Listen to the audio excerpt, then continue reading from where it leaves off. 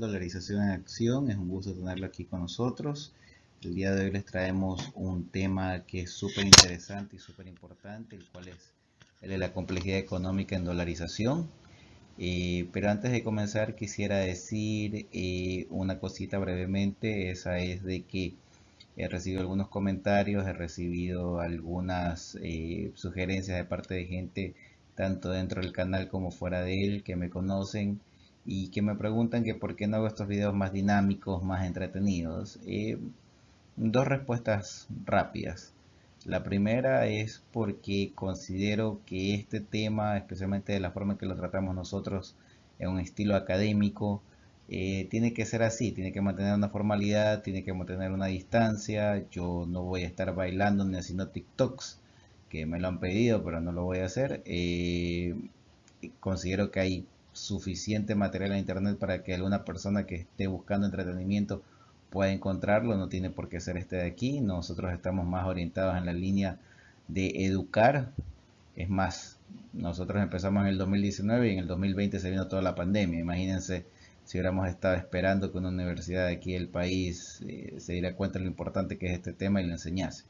Nosotros tomamos la batuta por nuestra propia iniciativa, lo hemos sacado al aire y lo hemos lanzado, y gracias a ustedes hemos tenido una gran acogida.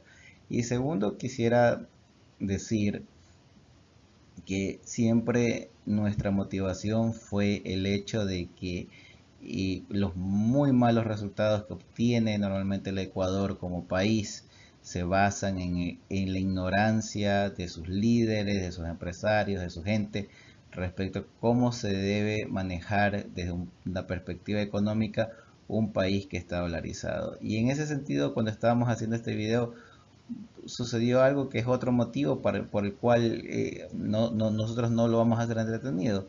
Como ustedes pueden ver en esta diapositiva, estas son las consecuencias del mal manejo de un país. Para los que no pueden entender el inglés, y lo que estamos viendo es una imagen en blanco y negro de niños ecuatorianos siendo lanzados por el muro de entrada a Estados Unidos. Justamente yo estaba viendo las noticias mientras preparaba este video, las noticias de Estados Unidos, porque ver las noticias de Ecuador es perder el tiempo. Y sale esta noticia, que en Ecuador, miren, ni siquiera ha salido.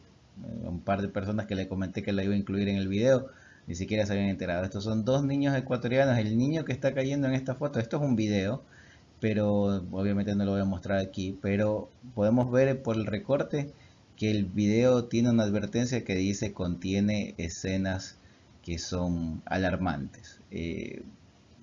Lo que están viendo, el que está cayendo ahí es un niño de aproximadamente 4 años, lo están botando de 3 metros de altura. La barda tiene 5 metros de altura, los coyotes solamente alcanzaron a pasarlos hasta ahí, los tiraron del otro lado y fuera. ¿Qué es lo que queremos decir aquí? Que el manejo económico del país es tan malo y el manejo general del país es tan malo que los padres prefieren mandar a sus hijos acompañados por totales extraños a que agarren y los boten en la mitad del desierto en una barda de 5 metros de altura a quedarse en este país. Más claro, el manejo o el mal manejo económico que tenemos en el Ecuador está conllevando a que el país se quede sin futuro, porque el futuro se está tirando por una barda en el desierto. Esa es la realidad de este país. Gracias a Dios yo no tengo hijos y definitivamente no los tendría en el Ecuador, pero ¿cuántos padres estarán en esa situación desesperada también? Y esta es una consecuencia del no aprender, del no hacer las cosas bien. Entonces, esa es la razón por la cual yo no le encuentro manera de hacer este tipo de videos entretenidos. Insisto en decir, a nosotros nos encanta tener audiencia, nos encanta tener personas que lean nuestros libros, que lean nuestros papers, que nos acompañen en los videos, pero si lo que están buscando es entretenimiento, este es el lugar equivocado, aquí no lo hay ni lo va a haber. Regresemos al tema específico de la complejidad económica. Esto está en el Loema 3.16, página 195.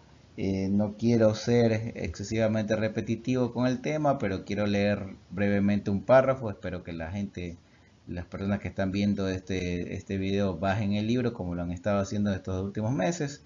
Pero si no lo hacen, pues aquí les hago un adelanto. Entonces decimos que la complejidad económica es lo que separa a los países desarrollados de los países en desarrollo.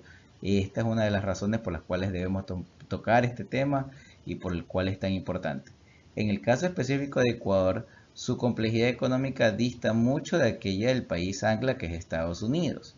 Esta distancia solo ha aumentado en estos 20 años, dado que el Ecuador ha empeorado su posición en este ranking, o sea, en el ranking de complejidad económica a nivel mundial, que ya lo vamos a ver más adelante, bajando 13 puestos, lo que hace sospechar que la dolarización no apunta a una diversidad de las exportaciones o que el país dolarizado no ha logrado generar medidas coherentes con este régimen monetario. Además, el Ecuador sigue perdiendo terreno en esta variable tanto versus sus competidores regionales como también con otros países dolarizados tales como El Salvador o Panamá. El Salvador y Panamá ambos han logrado mejorar su competitividad y han logrado mejorar su complejidad económica en este tiempo. El Ecuador no. Un plan de cambio debe partir desde aplicar el principio de relacionalidad para identificar potenciales industrias a desarrollar y desde ahí decidir si es una opción válida para proceder.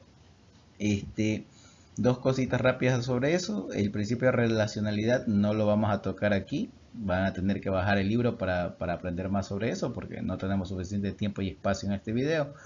Eh, la otra, como estamos en temporada electoral, mucha gente me pregunta, bueno, propongo un plan para el gobierno, ¿qué debería hacer el gobierno? Por aquí comienza. Debe conocer qué es la complejidad económica, entenderla y también, basado en eso, ejecutar acciones que ayuden a mejorar. La complejidad económica se puede casi considerar, no es exactamente igual, pero se puede casi considerar como que se estuviera hablando de la competitividad del país, tanto contra sus vecinos como contra el resto del mundo y en particular con el país ancla, es decir, el país que es dueño de la moneda que usamos, que es Estados Unidos. Otra razón por la cual estamos haciendo este video y estamos tocando este tema es porque nosotros en el libro tenemos una sección que es el caso de estudio, analizamos un TLC con Estados Unidos desde la perspectiva de la valorización, un TLC entre Ecuador y Estados Unidos, y esta ha sido una sección que nos han alabado mucho las personas que han bajado el libro, les ha gustado mucho, entonces consideramos que es,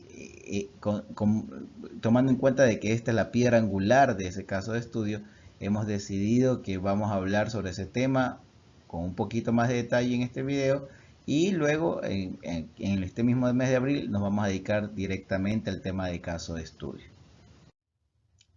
A ver, ¿por qué importa este tema? Esto es algo que es importante hacer notar. ¿Por qué importa este tema? Este tema importa por las razones que se muestran en esta diapositiva. Aquí hay tres países de la misma región del Ecuador que han hecho un TLC con Estados Unidos. Estamos hablando de Chile, de Perú y de Colombia. En los tres casos ha sido fatal. En caso de Chile y de Colombia podemos ver que las pérdidas son multibillonarias. En el caso de Perú definitivamente ha sido negativo. En el caso de Perú las exportaciones totales casi no han variado entre el 2011 y el 2018. En el caso de Chile y de Colombia de hecho han caído.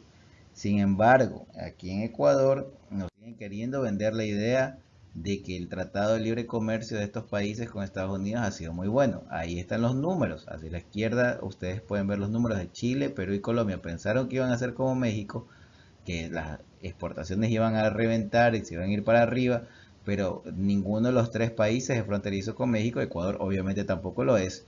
Y hay otras razones legales e ilegales por las cuales las cifras de México siguen subiendo y subiendo sin que eso signifique que va a repercutir sobre Chile, Perú, Colombia o en el caso de nosotros Ecuador. También aquí hay otra noticia, dice Colombia usa las consecuencias de un tratado de libre comercio mal negociado. Esta es una noticia colombiana y se basa en las cifras que mostramos ahí. Sin embargo, ¿qué se dice en Ecuador? En Ecuador se dicen cosas que tienden a engañar a la gente. O sea, por ejemplo, primero comparan a un TLC con Estados Unidos con un acuerdo de libre comercio como el que se hizo con la Unión Europea. ¿Cuál es la mayor diferencia? La Unión Europea sigue siendo hasta cierto punto un poder colonial.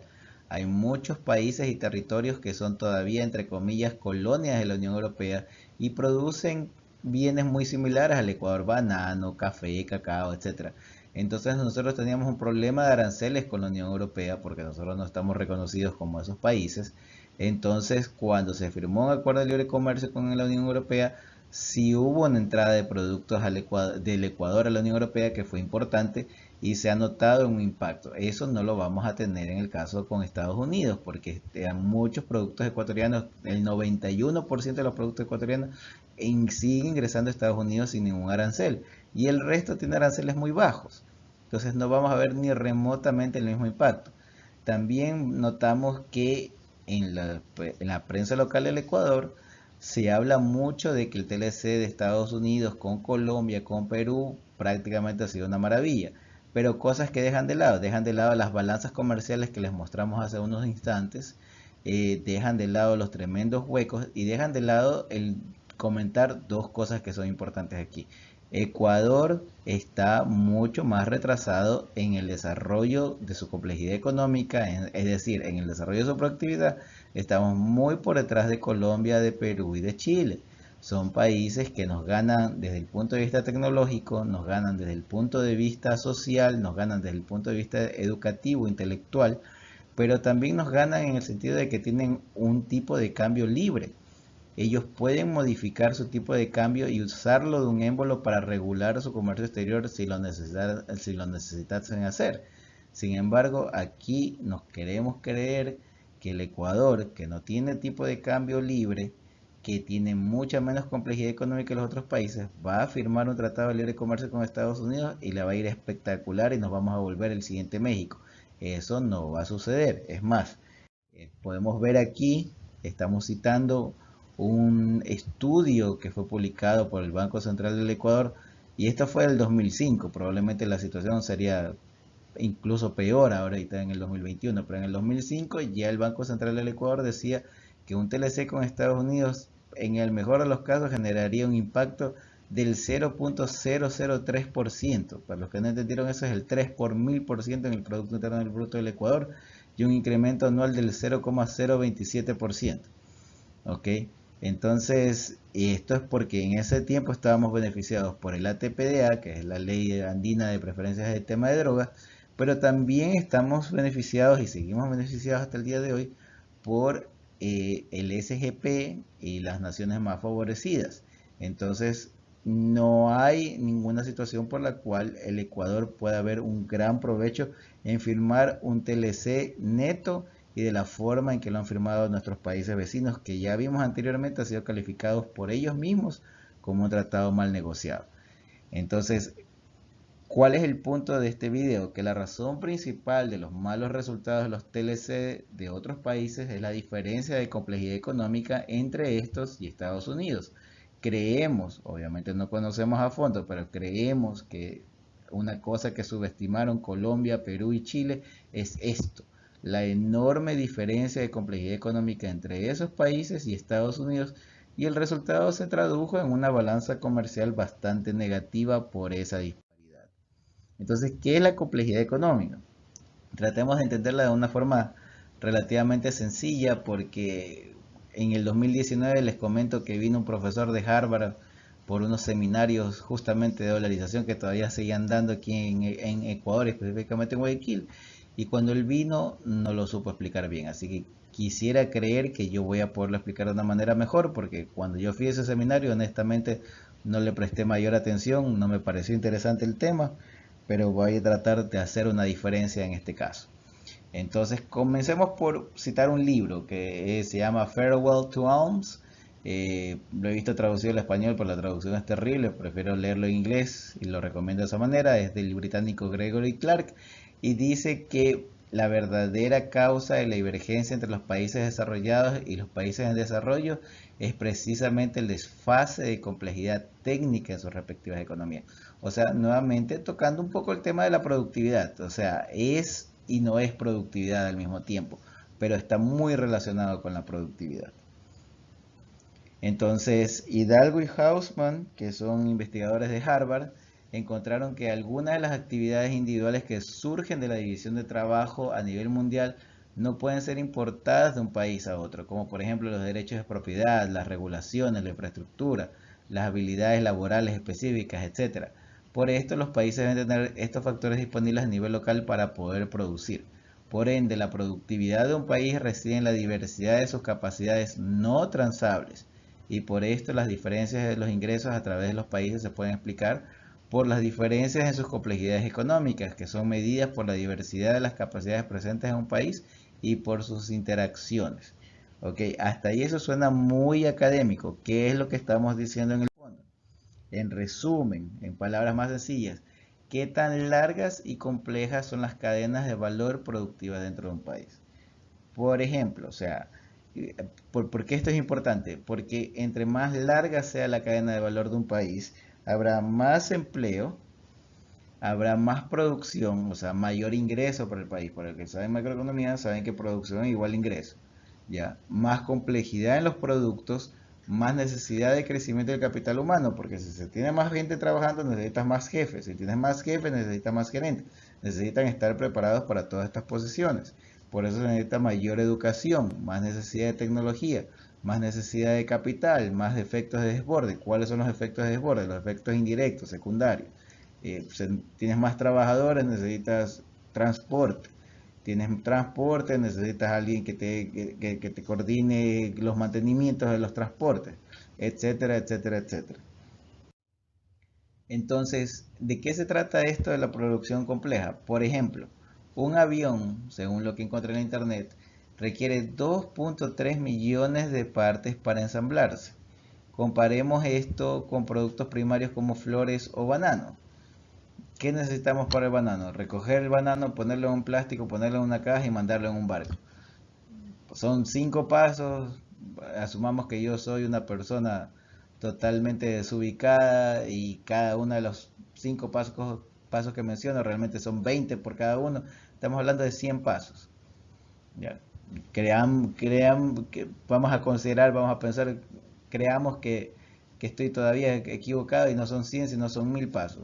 Comparémoslo contra un avión que es 2.3 millones de partes. Aquí está, por ejemplo, lo que estamos mostrando. Aquí está un avión 737, si no me equivoco, de la Boeing. Y podemos ver dos cosas que son importantes respecto a la cadena de valor. 2.3 millones de piezas. Eh, Primero, la complejidad de las piezas. Y ya lo dijimos en las cantidades, pero también veamos en la especialización de cada pieza. Pero más allá de eso, veamos que esta especialización genera trabajo en todas partes del mundo. Aquí vemos productos que vienen de todas partes del planeta. Viene, por ejemplo, el fuselaje delantero viene de Kawasaki de Japón. El central viene de una empresa que se llama Alenia en Italia. Las alas, las puntas de las alas de Corea. La parte de atrás de Italia. Ahí, por ahí también vi Australia. Por ahí también Francia, Suecia, Canadá. Entonces Inglaterra. Entonces no es solamente armar un avión, es una cadena de valor enorme, gigantesca, global, para armar una pieza súper compleja como es un avión, que es una producción compleja que necesita 2.3 millones de partes que sean ensambladas correctamente porque si no el avión se cae. Y eso genera producción, ingreso, valor y aumento del capital humano. Comparémoslo eso con transportar bananas o flores. Y aquí otro punto que es importante. ¿Cuáles son los países de mayor complejidad económica del mundo?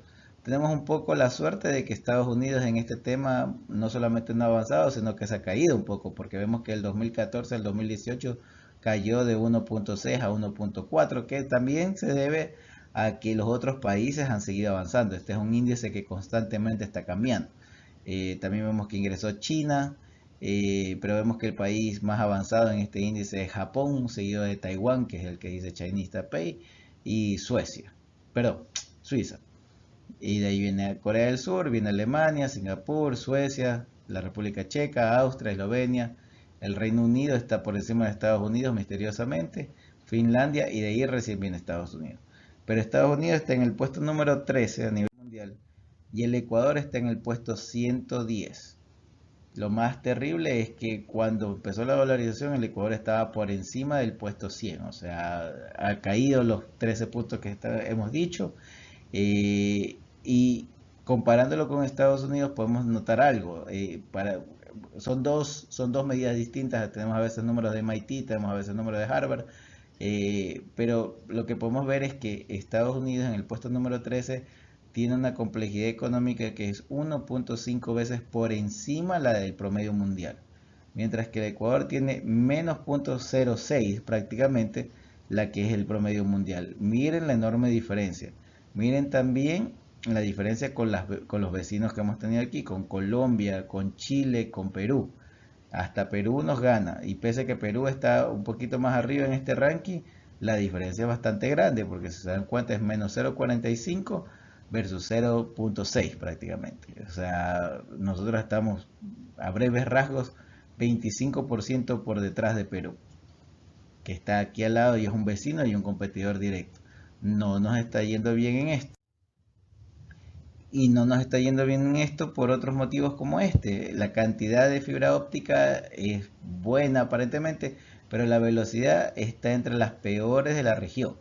Entonces, la noticia dice que el internet en Ecuador es 3 veces más lento que el promedio mundial. ¿Cómo puede un país con una internet tan lenta, y que me consta porque me toca a mí trabajar en empresas y me toca a mí trabajar en varios lugares que el internet es absurdamente lento en muchas partes? ¿Cómo es un país así va a competir en mercados nuevos como las criptomonedas? ¿Cómo va a competir en una cuestión de mercado de valores a nivel mundial? ¿Cómo va a competir en esta economía digital que estamos viviendo? O sea, no tiene manera de suceder. Incluso con la pandemia, ¿qué tan retrasados habrán quedado los estudiantes del Ecuador que no se podían conectar por Zoom, no les había alcanzado la capacidad, le había estado tartamudeando el profesor, etcétera, etcétera? Veamos también la complejidad económica en las exportaciones ecuatorianas específicamente. Podemos ver que no creo que sea sorpresa para nadie, la gran mayoría de largo de las exportaciones son recursos naturales que tienen poquitísima complejidad económica. Le sigue productos de baja tecnología, como por ejemplo el tema de los enlatados de atún, tal vez un camarón medio procesado por ahí. Eso es baja tecnología. Tecnología media en Ecuador es básicamente las maderas. Por alguna razón no conozco, no he profundizado en la industria maderera, pero por ejemplo temas de plywood, temas de aglomerados son un poquito más tecnología media. Alta tecnología prácticamente inexistente. Comparémoslo eso contra nuestras importaciones. Claro, tenemos importaciones relativamente altas de recursos naturales porque somos parte de una cadena de valor que se importa fertilizantes, que se importa larvas para el camarón, etcétera. Pero vemos que lo que más importamos son bienes de tecnología media. Prácticamente esto es todo lo que importamos en términos de tecnología de bienes de capital. Hablamos de computadoras, hablamos de impresoras, hablamos de carros, etcétera, etcétera. Y de ahí le sigue un poco los de alta tecnología. Estoy queriendo asumir por lo que he visto en las partidas de que es más que nada alta tecnología médica, porque por muchas razones aquí en Ecuador el seguro social es bastante grande, los hospitales hay bastantes, entonces, y hay en general el estado de salud de la gente es relativamente malo. Entonces estoy queriendo asumir que por eso se exporta tanta alta tecnología, sobre todo en la parte médica. Y de ahí recursos de baja tecnología es una de las cosas que menos importamos. Entonces, en comparación al anterior, donde recursos naturales es lo que más exportábamos de largo y baja tecnología era lo segundo. Aquí los roles casi que se revierten. Podemos ver otra cosa más aquí, que es la sofisticación de la oferta ecuatoriana. Primero que nada, quisiera que las personas que están observando y siguiendo este video puedan ver la parte de abajo. Se darán cuenta, otra vez, este es un índice de Harvard del 2020, pero nosotros estamos como menos 0,97 del índice de complejidad mundial. O sea, prácticamente estamos, si se lo ve de un punto de vista matemático, estamos prácticamente a la mitad de la competitividad promedio del mundo. Nuestra competitividad es baja. Y regreso al punto de la cuestión electoral. Preguntan, ¿cuál es el plan que debería hacer el gobierno cuando llegue, etcétera? ¿Por qué no propones algo? Esta es la propuesta. Primero, el gobierno debería tratar de hacer que la complejidad económica en el Ecuador por lo menos esté a nivel del promedio mundial. Es lo lógico. Incluso sin dolarización eso sería necesario. Después vamos a ver por qué con dolarización esto es necesario. Pero de ahí podemos ver los clústeres. Aquí lo de los clústeres nos muestra claras todos los problemas que hay. Primer problema que quiero apuntar, todos los clústeres están por debajo del promedio mundial de sus respectivas empresas, de sus respectivas industrias, perdón. Entonces, empecemos por el tema del banano, menos 2,14, quiere decir que hay bananeras en otras partes del mundo que producen de una manera muchísimo más eficiente que las bananeras en Ecuador.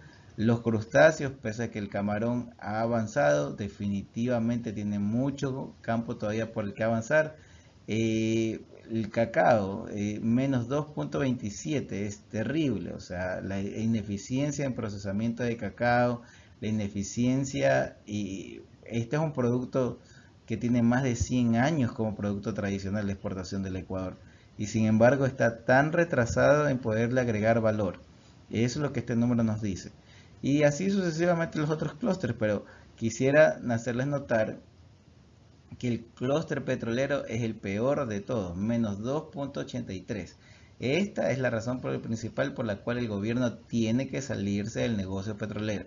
Mientras el negocio petrolero siga en manos del Estado, el resultado va a ser esto, una tremendamente baja productividad, un bajo engranaje con el resto del país.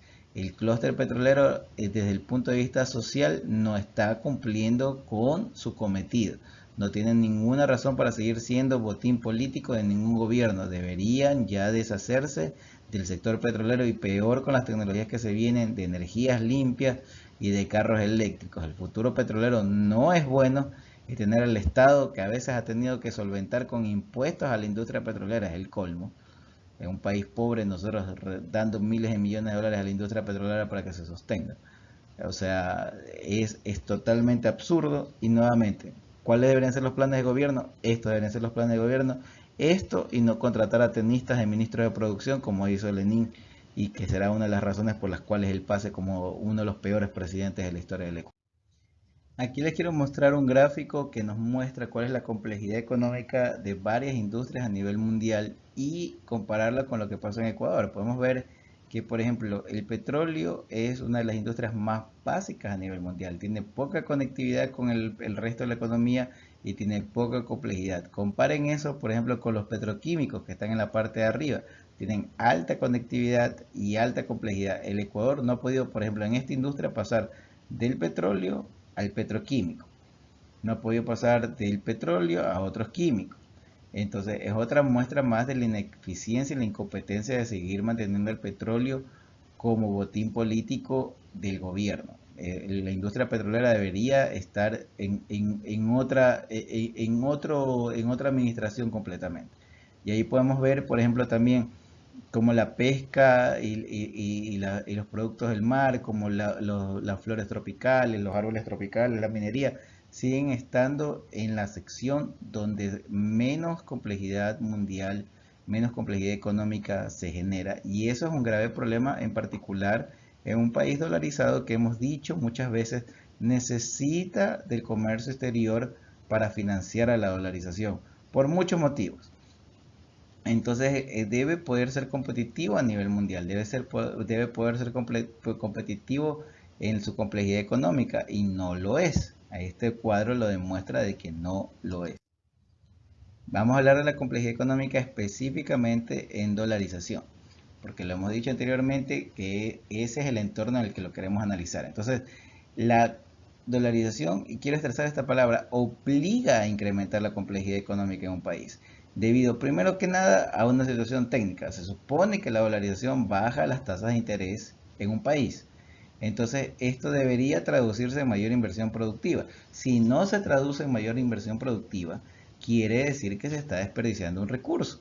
Quiere decir que se están haciendo las cosas de manera ineficiente. Y eso puede conllevar al segundo punto. Si no se logra en un país dolarizado aumentar la complejidad económica, aumentar la competitividad, un TLC es suicidio, ya que el nivel de los salarios reales y la baja productividad relativa le quita competitividad internacional. Esto ya pasó, lamentablemente, en Ecuador. No recordamos la historia y no analizamos ni vemos, somos como el avestruz, metida la cabeza en la arena, no queremos ver lo que pasa alrededor. Pero esto justamente le pasó a Argentina con la convertibilidad en los 90. Por eso la Argentina abandonó la convertibilidad y nunca se dolarizó. ¿Por qué? Porque en Argentina, al estar con la convertibilidad, tenía de facto una moneda dura, que era 1 a 1 el austral con el dólar, y tenía un vecino como Brasil, que es una potencia productiva y produce muchas de las cosas que produce Argentina, como la soya, como la carne, como autos, como productos médicos, químicos, etcétera, etcétera. Y cuando se vino la crisis de los 90, Brasil devaluó un 50% el real. El resultado fue que las exportaciones brasileñas reventaron, las exportaciones argentinas se fueron al fondo del barril, hubo un gigantesco desempleo en Argentina, hubo una estabilización relativa en Brasil y la convertibilidad se tuvo que abandonar y la idea de la dolarización ni siquiera se les volvió a ocurrir. Entonces, eso ya pasó en Argentina. A nosotros nos puede pasar lo mismo. Colombia, Perú son países que tienen muchos productos similares al ecuatoriano. ¿Qué va a suceder si tenemos una situación en la cual esos países tienen megas devaluaciones por X y Z motivo y nos quitan incluso más competitividad en el ámbito internacional? Ahora, quiero decir que nosotros no estamos proponiendo que un TLC no se haga con Estados Unidos. Es necesario tener una clase de acuerdo con Estados Unidos. Pero el acuerdo tiene que ser, como propone Thomas Piketty en su último libro, un acuerdo de co-desarrollo, no un TLC, un TLC desnudo, un TLC neto, solamente de libre comercio y nada más, destrozaría el Ecuador de la misma manera en que no ha sido útil ni para Perú, ni para Colombia, ni para Chile, según la información de esos mismos países. No estamos nosotros queriendo dar aquí opiniones, hemos mostrado cifras, números e incluso recortes periodísticos de esos países diciendo exactamente lo que estamos aquí repitiendo. Entonces lo que proponemos es un tratado de codesarrollo. No vamos a comentar en este video, que ya es suficientemente largo, que sería un tratado de codesarrollo. Lo vamos a comentar en más detalle en el siguiente libro, pero también probablemente en algún momento cuando estemos hablando del TLC más adelante.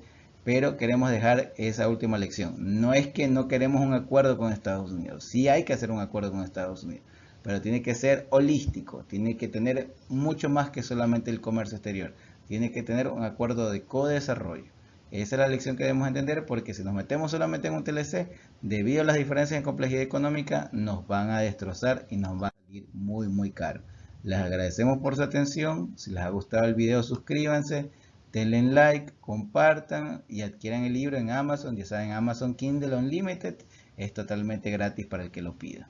Hasta luego y hasta la próxima. Gracias por su atención.